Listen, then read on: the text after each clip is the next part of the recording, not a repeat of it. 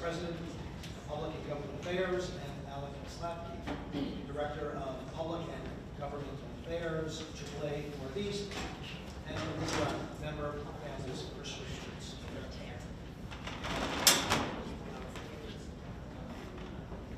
Do we have Lizzie Rahman? Did you announce Lizzie Rahman from Families for Safe Streets? I did. Get your chair.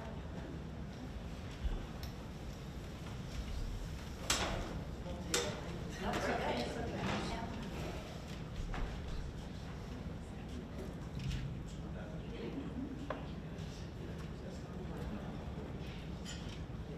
Go.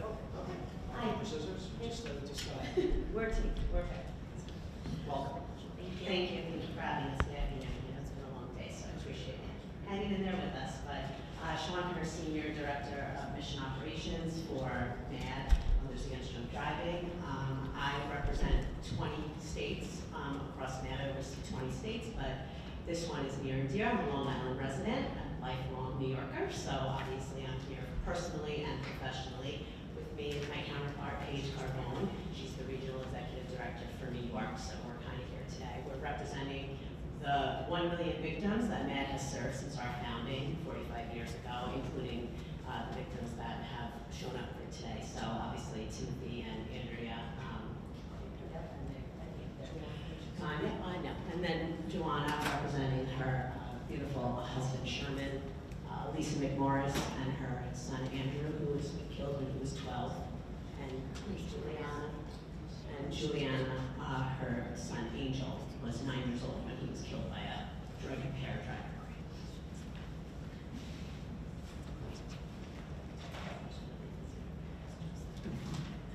So I just want to start with some quick data. Impaired driving, as we know, is 100% preventable choice. It's a crime and it's a choice. It's not an accident.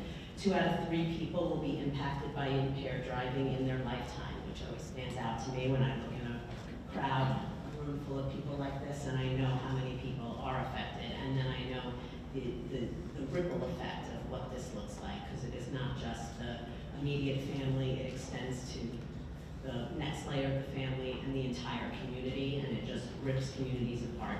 Every 42 minutes, someone is killed in an impaired driving crash, and every 2 minutes, someone is injured in an impaired driving crash throughout the country.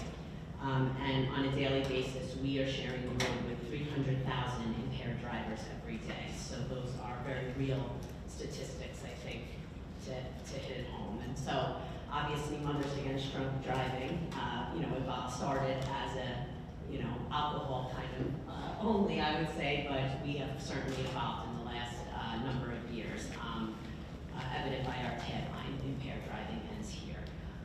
So I want to start by reminding everyone that alcohol is a drug, and it is a drug that kills or injures someone every 85 seconds, and we know it's a lethal drug when it is combined with driving, so we cannot let up our fight to eliminate drunk driving, but of course, impairment caused by other drugs and combination of drugs is obviously a rapidly growing problem on our roadways and something that MAD is actively addressing, including supporting the drug driving bill. I think we're going into our 5th year of lobbying for this bill. I left some literature for you there. MAD has top tier 1 priorities of legislation that we actively lobby for, and anything with tightening our laws around drug driving remains a tier 1 priority for us. So this is something that we are not letting loose on. What is undisputed is that impaired substances and driving do not mix, and law enforcement and the entire justice system need all the tools we can provide to keep our roads safe. Those tools include sobriety checkpoints and saturation controls, roadside oral fluid testing, and e-warrants to expedite obtaining breath and blood samples. Across the state of New York, we need to untie the hands of law enforcement. Right now, as we've heard all day today, officers can only charge dangerously impaired drivers if the impairing substance is identified and on the controlled substance list. This obviously creates a huge problem in an ever-changing landscape where new impairing substances are constantly emerging, including what we heard today, that 500 new ones just in a year that aren't on this list. Adding to the challenge is that many drivers know that refusing a blood test can get them off the hook because the substance that is impairing them won't be identified. And also, as we heard today, they won't get treatment, and so the recidivism we know is high as well. New York is one of only 4 states. We've learned this today. Every driver who chooses to operate their vehicle while impaired by any substance or combinations of substances should be held accountable every time. If they aren't held accountable the first time, it will again and again happen until someone is seriously injured or killed. The average person somebody drives impaired before getting caught is 80 times. So 80, yes. Drunk driving laws are very complex. Attempting to stop drug-impaired driving is even more complicated. Beyond more education, underage prevention efforts, training of law enforcement, and high visibility enforcement, there is not a one-size-fits-all approach to stop the rise in substance-impaired driving. MAD tackles it with many different pillars of our mission, including prevention and supporting the efforts of law enforcement, and of course supporting our victims. But we know we cannot do it alone. For 2026, MAD's hope is that the New York State Legislature will act quickly to close this loophole that allows dangerously impaired drivers to continue driving without consequences if they are high on a substance that isn't on the statutory list or the substance can't be named. MAD will continue to support this effort because it is necessary to save lives and prevent injuries caused by substance-impaired driving. That's my written stuff, but from a personal standpoint, I really just want to emphasize that we take hundreds and hundreds of meetings, both in district and coming to Albany every year. You asked about kind of the efforts, what we need to do. So we need more crowds and we need people to show up. Our victims show up. They are the biggest tool in our toolbox. They are certainly the strongest people that we know. We support them day in and day out with everything they want to do. But a victim who has to retell their story hundreds and hundreds of times and relive the worst moments of their lives to see progress and then every year to see none is just a emotion that I cannot describe as somebody who works in this field. It's real and raw, and it pains both of us. As you know, we're employed by MAD, but our heart is here, and we show up here to do these things for them. It's not for us, it's for them, it's for their loved ones, their families. We're not going to stop, but we do recognize that, you know, this is the year. We have to get it done. We can't keep returning to Albany year over year, and you know, every time we're met with opposition or questions about, you know, equity, or you know, we come back, we have the data to prove that this is bipartisan, this has nothing to do with you know, being on one side of the table or not, but yet we're still roadblocked or met with a standstill. So, you know, we thank you for championing this and being here and listening to us. And I know you asked what else can we do. We're here. We're here to take those meetings, to talk with you. We want to know who those people are opposing this, what 13 votes we need, what meetings we have to take. We're going to take them. Yep, we're going to take all of them, multiple. We're going to demand and push, and we're going to do it, but they're really going to do it, and we're just going to be behind them, supporting them. So thank you so much. Just that we're committed to working with our victims and survivors. They inspire us, and really they're the true heroes. And I echo what Shawn said. Having to relive those moments, the worst moments of their life, they do it, and they do it for change. And so I think we will continue as a MAD community to put our pain to purpose and do what it takes so that we can end impaired driving for good. And just to reiterate what you said before, Senator Ryan, is impaired is impaired, and that's one of the first things that I heard when I came to MAD. And so being able to just speak to that and to share those stories, I think, speaks volumes. Thank you for having us today. Thank you for being our partner. When we say that we want to partner with you and do what we need to do, we do truly mean it.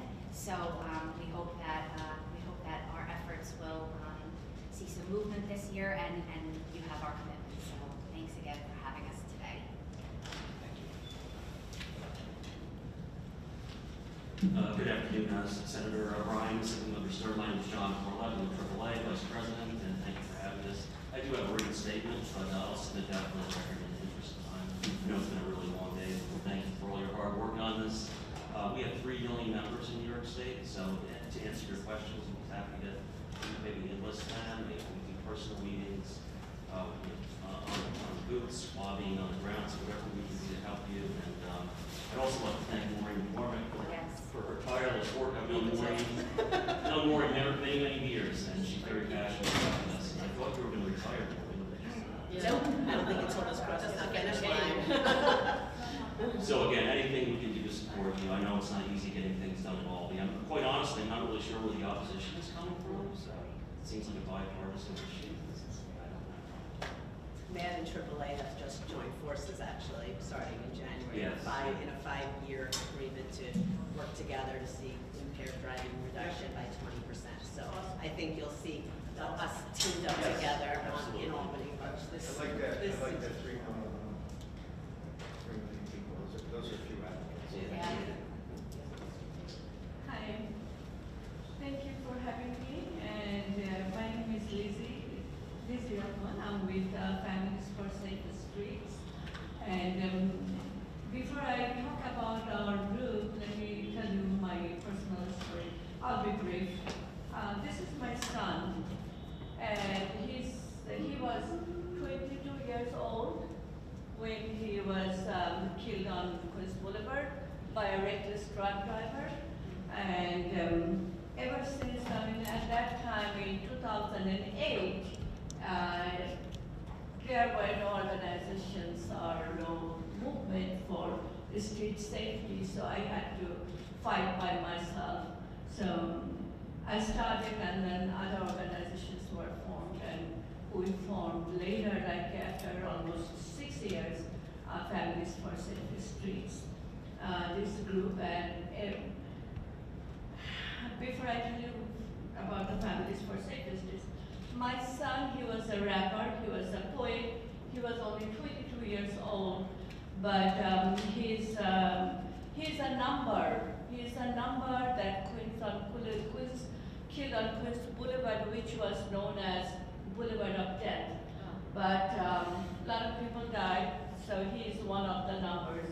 But to me, he is not a number, he is my family. And after his death, not my family, my community, my other family members, they all got, devastated. So it's a loss for the community as well. He could contribute so much to the community. Everything was lost because of a reckless truck driver. So I know it has nothing to, I don't know if the driver had anything to do with drugs or drinks, I don't know.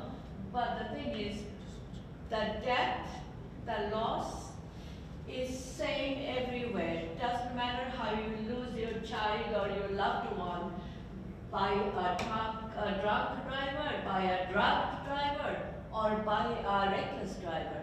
So I want to prevent all this, and I want to show my solidarity, and my group, we want to show the solidarity with drug driving, those, and anyway, so it's emotional, it's been a long time, but it makes me upset, and we want to prevent. There is a photo you can see on the screen, that's a happy time. My husband, my mother, my daughter, and myself, and my son, who was really young, so it's 2 years, 3 years before his death.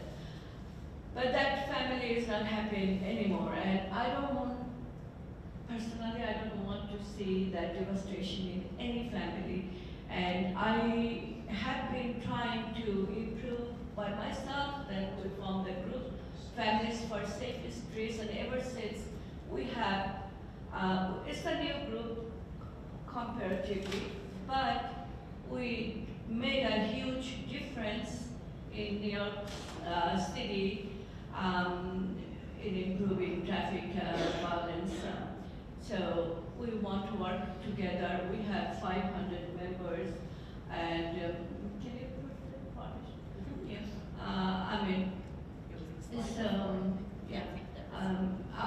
our mission, you can see that we are trying to prevent all the traffic epidemics or deaths. We put up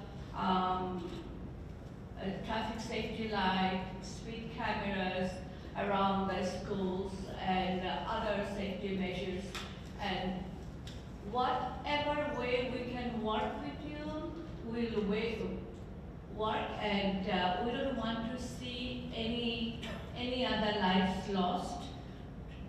We are, we are in support with drug drivers, prevention, whatever we can do, we'll do it, and you have our support. Thank you so much for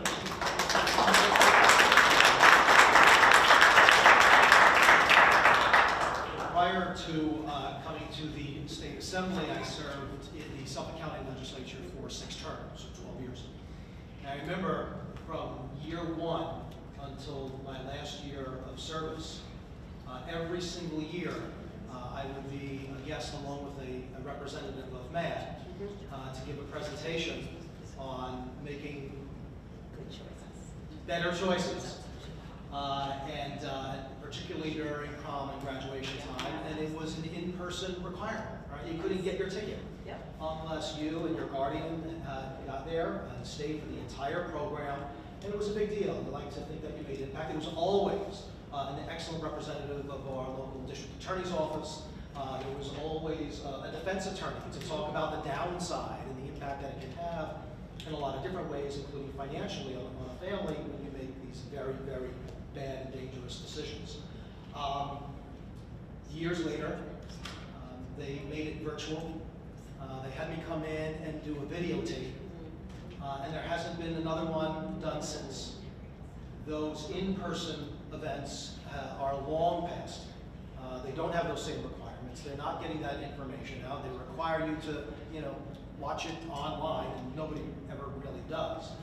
In fact, the last time around, the last prom and graduation season, several friends of mine who had graduating seniors would say something like, did you just give that speech? You have like not a gray hair. How is that even possible? Because that video is 10 years old at this point. I bring all of that up because it seems like, anyway, that in years past, there had been a more aggressive effort. There had been more in-person participation. There had been buy-in, at least on the part of our local school districts, and tried to convey a little personal responsibility to the graduating seniors as well as their parents. So I'd be interested to know to what extent, if any, you are seeing your organizations, other like organizations, being involved in something like that. And then when we talk about, and the Senator asks, what can we and should we be doing together? We found that these kinds of discussions in person for real, and seeing families who've lost loved ones and seeing law enforcement that can help make that case was very, very compelling. I'll just share with you, I'd also ask everybody the question. My youngest boy right now is 23 years old. None of them get behind the wheel. They all call the Uber. They sure do. They're all making better choices. So I'd love to get your take on, that's a good thing, of course. Oh, yeah. And yet all we see are numbers going up and, and death on our streets and dangerous driving that surrounds all of us. That should never be happening, but certainly not these days when you have every opportunity to avoid that. When you say you have a choice, it's never been more of a bad choice. So I'd love to get your take on what you're seeing these days and the kinds of things that we can all be doing together to get back to maybe some of those days where we're just a little more aggressive on making sure that the message gets out. I mean, for us, we're still educating hundreds of thousands of kids a year. So we are very much in many school districts on Long Island, all across New York, as well as just all across the country. So we've actually grown our underage drinking prevention programs by over 3% per year. And that's just, when we say underage drinking prevention, that includes educating parents as well. So it is not just underage youth, but our programs address not just the driving, but it's just car safety in general for younger kids, 4th and 5th graders, as well as then exactly what you're saying, healthy decision-making, consequences, and of course leading into high school. We do see a lot of schools that require seniors to, in order to get their parking passes, they have to take that in person. So I think the engagement is still there, just around the time of year could shift a little bit. We have a new promposal program that is geared absolutely at taking the pledge around prom, and we also see a trend of that age group. I have a 20-year-old. They don't even know what impairment is behind a wheel. I hope that means they're putting me out of business. That's literally how I feel.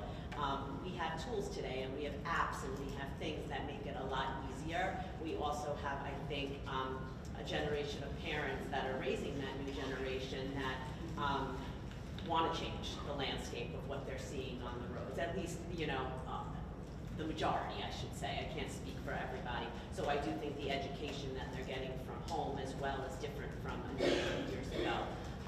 The demographic and the age and things like that of what we see is still very much, it's not those younger, newer drivers, right? So we know flipping a script and changing people's perceptions. I mean, seatbelts. There was no law around seatbelts. How many people, I know for me, I get in the car, it's the first thing I do before I even start the car. We're conditioned, but that's because I was born into the generation where it was a law, so there was no other option. If you're not born into or brought up in a generation of something of this being opposition, such opposed or education around it, it's just a learned behavior, and it takes time. So I do feel that, same with us implementing .08, and now we're fighting for .05. These things are, it takes time for, I think, generations to learn the rules of the road, but I think there's always going to be people who don't regard the laws or are sick and need help. And so, but we are still seeing that in-person engagement, so I do want to assure you that. And locally, if you want to get involved with our programs, that's another way we can absolutely partner. Oh, thank you. And, I have a 23-year-old, a 21-year-old, an 18-year-old, and a 12-year-old. And I know, I'm very happy they're not getting behind the wheel of the car. And I know this because I go to pick them up. That's right. That's what I'm saying. We're the generation. My wife knows. No, thank you. And I'm sorry, but I admire your strength. Thank you.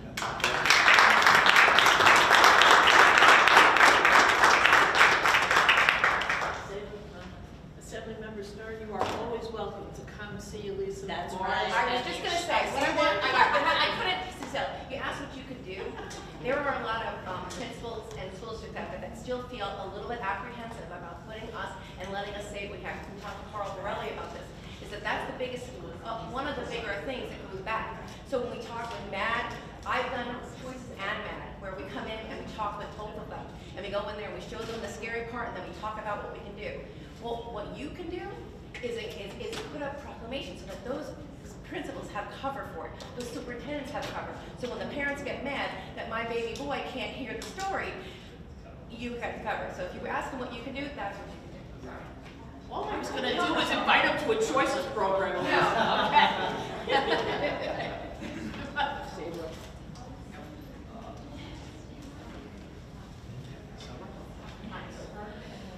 All right, how are It's we a pleasure to welcome Sabra Jones, Regional Toxicology Liaison for National Highway Traffic Safety Administration Region. Welcome. Thank you so much. I know we're... Thanks for hanging in with us.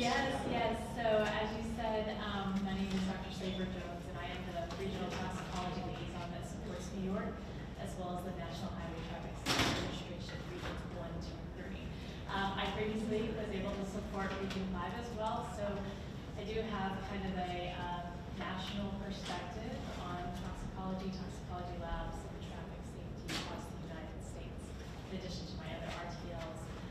But I have been asked to address why the current legislation for impaired driving and tying a specific drug to a list of drugs is scientifically outdated and ineffective in addressing impaired driving. Sure. So as we already heard, New York, along with other 3 states, have such a list. And with that list, it makes it very challenging to understand the drug impaired driving landscape in a drug study. We heard also too from several folks the fact that our toxicology labs are inundated with an enormous amount of new and emerging drugs. And I won't go down the list, we already heard them already.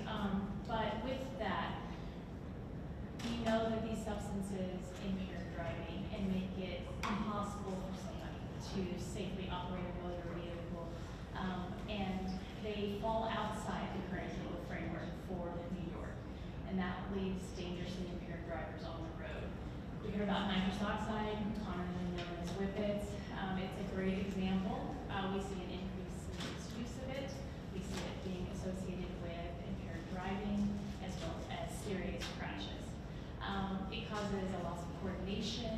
It can cause profound disorientation, brief loss of consciousness, and all of these things make it impossible for somebody to drive safely. With that, the deadly driving bill is designed to close that gap by making the impairment not being associated with the statutory list. Toxicology, it plays an essential role in impaired driving investigations, and our toxicology labs here in New York provide highly accurate and reliable testing. But a toxicology report alone cannot tell you if somebody is impaired at the time at which they were driving. A positive test simply shows us that there is a drug in that driver's system when they took that particular sample. It does not tell us how that drug is going to specifically affect that individual behind the wheel. People respond to drugs in different ways for a variety of reasons. For example, how they took the substance. Smoke it, did they swallow it? How long have they been taking that particular drug? How long has it been since they took the substance? And whether or not they took other substances along with it, such as alcohol. These differences are going to matter enormously. Cocaine's effect, for example, they're going to change depending on if the concentration is rising or falling in that particular individual. Even prescription drugs, for some individuals, they're going to be very impairing at therapeutic doses, whereas others might not see the same level of impairment. Because of these large individual differences in how drugs affect people, supporting a single drug concentration for drugs other than alcohol is just not scientifically supported. Unlike alcohol, where we have decades of research that supports the level of concentration in the blood with a degree of impairment, that just does not exist scientifically for other drugs. Thankfully, taking a per se level or a zero tolerance approach in New York has not happened because it would incorrectly classify some people as impaired, whereas others it would fail to identify their impairment. So given these realities, toxicology is going to be most effective when used together with behavioral and observational evidence. Laboratory findings help support and explain the officer's observations of impairment. This is going to include dangerous driving, poor coordination, divided attention problems, or signs consistent with drug impairment. Toxicology does not replace those observations, it supports them. The combination of trained officers' observations, standardized evaluations, the use of roadside oral fluid testing tools, and laboratory confirmation methods provides the strongest scientifically sound basis for identifying drug-impaired drivers. It's also important to emphasize that well-staffed, well-equipped forensic toxicology labs are essential to supporting New York's impaired driving enforcement system. Detecting emerging drugs like those we talked about, as well as validating additional sample matrices like oral fluid, and expanding the scope of testing, these all require appropriate personnel and instrumentation for the labs. And without that continued investment, it would be impossible to support the traffic safety enforcement here in New York. The deadly driving bill provides a modern, science-based solution. It shifts the focus to functional impairment. It supports cases involving multiple drugs, supports our law enforcement officers, including our drug recognition experts, and allows the use of validated tools such as roadside screening and confirmation methods. Oral fluid is particularly helpful because it reveals recent drug use, especially when we're dealing with cases like with marijuana, where the concentration in the blood can drop drastically. And if there's a delay in getting that sample, we lose the evidence. Forensic laboratories in New York already have comprehensive analytical methods that can detect hundreds of substances, including these emerging drugs, long before they ever appear on a statutory list. This bill allows the courts to use this science effectively rather than being restricted by outdated drug schedules. Every impaired driving fatality is preventable. The current law ties investigators' hands, and this bill will untie them. It aligns New York with the scientific consensus that impairment, not a specific molecule, is what endangers the public. Thank you for your time, and I'm happy to answer any questions.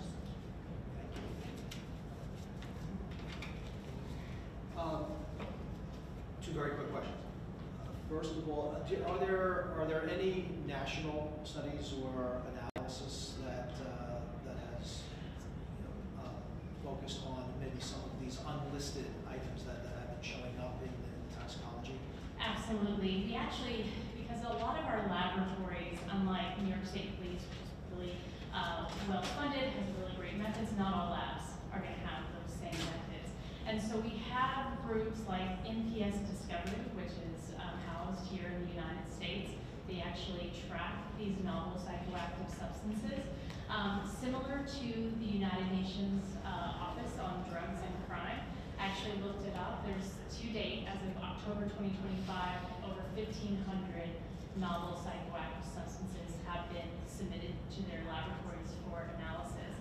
But when we look at the emerging drugs, if it's challenging, we really are reliant on groups like NPS Discovery to collect that data, because not all labs can test for it. And we've seen a couple of slides with unlisted substances, Yes. but I'm wondering if you have a feel for what is the number one or number two of those most unfortunately popular that we're seeing. Yes, well, we have several. I just gave a presentation on the nitazine compounds. They are synthetic opioids, sort of like your fentanyl analogs. But they are certainly in the top level of those emerging drugs. And there are tons of them. But even substances like carfentanil, which we've had around for quite some time, just in Q3 of 2025, we saw a huge emergence of it into our seized drug material and also our toxicology cases. So fentanyl analogs are still a huge issue. Following that, you're going to see your designer benzodiazepines, which are going to have adverse effects on somebody's ability to drive properly, just like the opioids will. And then to a lesser degree, you're going to have your stimulants, your synthetic stimulants, and then you're going to have your synthetic cannabinoids. Here in the United States, synthetic cannabinoids are still alive and well, like your K2 or your spice compounds, but with the prevalency of legalized marijuana, honestly, the Delta 8, Delta 10, THC, those substances have sort of taken their place. And those are substances that are synthesized from CBD. So between our legalized states that have marijuana legalized for adult use and the proliferation of the THC analogs like Delta 8 and Delta 10, those are going to be the top ones for our cannabinoid group. Yeah. Thank you very much. You're welcome. So I think, so 30 seconds here. Okay. I appreciate you, thank you. I want to make sure that before if you have a card.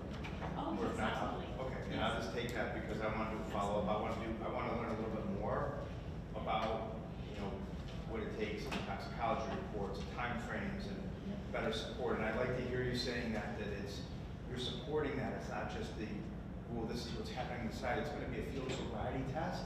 And then this will complement that. We're not necessarily complement to a certain extent, or will prove that. And I like to hear that, and I think other people will, other lawmakers will. So I will follow up with you because I have a lot of questions, Happy to. if that's okay. Absolutely. And Corlett, thank you for coming in. Yes, Appreciate- Thanks for hanging in there with Yes, us. absolutely. Yes. She flew in from Massachusetts. I Thank did not you. hire her.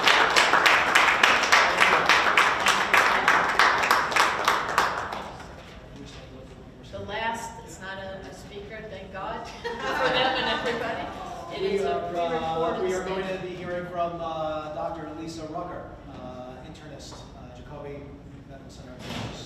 Yes.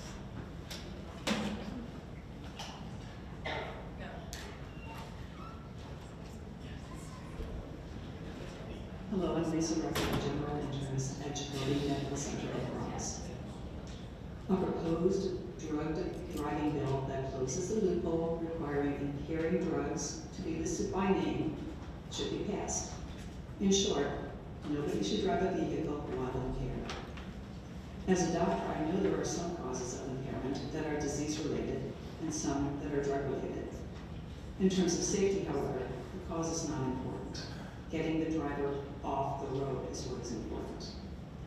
Disease-related impairment is not a matter of choice and requires medical attention. The choice to use impairing substances in drive requires a different response. Regarding drivers with medical causes of impairment, under the proposal, cops will be taught to recognize the different presentations of disease impairment versus substance impairment. Drug recognition evaluations make these distinctions. Also, the streamlined bill has added a medical defense as a safety net protection to drivers with medical reasons for impairment.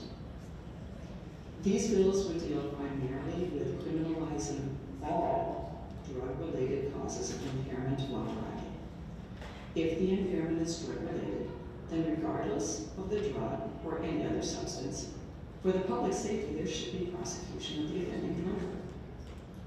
Working in the ER early in my career and later in primary care, I've observed the devastation caused by impaired driving traffic crashes.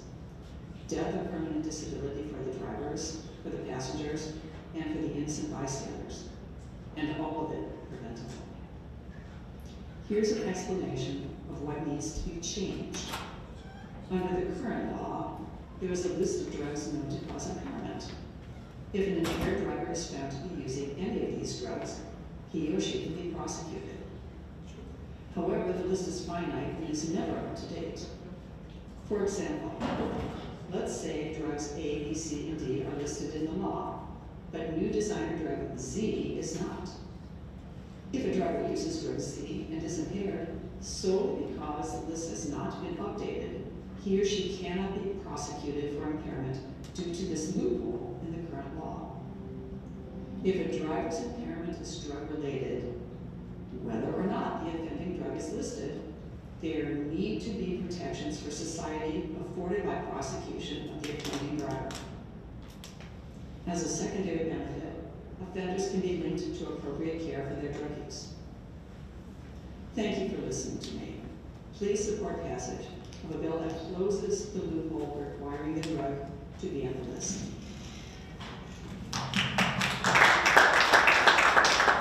I just wanted to let you know, for whatever record there is, that Dr. Rucker is also representative of the 12,000 members of the New York chapter of the American College of Physicians. And that agency, that organization, has a resolution in place for got to be at least 15 years supporting closing this loophole as a public health issue. The Public Health Association is a member of the coalition also. Dr. Rucker is only not here today. She's been so dedicated to this since about 15 years because her husband is having surgery. So thank you for allowing her to use a video. And Maureen, I would love to, if there is such a thing as a copy of that resolution from the organization. It's yours. I'll send it to you. That would be great to have. Yeah. And I want to just thank all the people who I invited here to speak, because I get a lot of applause by inviting people I know. But thank you very much.